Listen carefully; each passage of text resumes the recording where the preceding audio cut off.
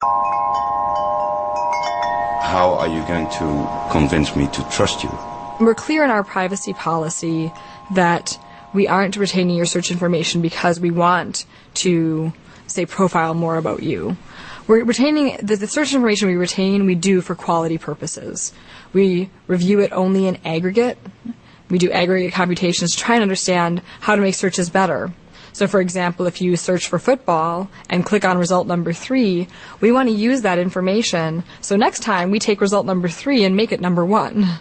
And so we have to have some retainage in that way in order to better the quality of the search experience you have on Google. So I think that, when you're asking questions of trust, a lot of times you're asking questions around motivation. The person that you're trusting, what are they motivated to do? And we've been pretty clear that our motivations in keeping the search information that we keep is, in fact, to improve end-user quality. But does that require retaining it for an indefinite period of time? I mean, you could also retain it for like 30 days or...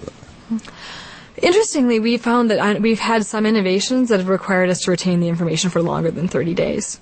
So, for example, the Google spell checker, our Did You Mean feature that appears on Google, has been built using long periods of data around someone issuing a query and then issuing another corrected query right after that, and us learning those corrections. And it actually takes more than 30 days worth of data to build the world-class spell corrector that we have.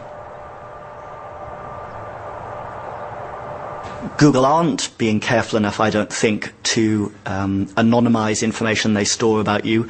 They've said publicly that they do keep records of the search terms that come from your computer, linked to the internet address of your computer, and potentially that can be linked back to you, especially if you sign up for Google services like Gmail.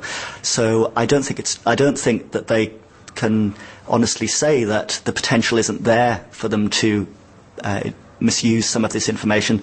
We've seen in recent months that it's not just Google's decision either. Even if Google was the entirely pure company that they claim, you have other interested parties. For example, the US government demanded last year that Google hand over information on what people were searching for.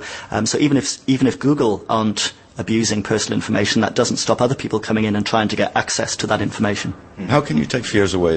This is a big brother company. I guess I just don't agree, and I don't think of it that way.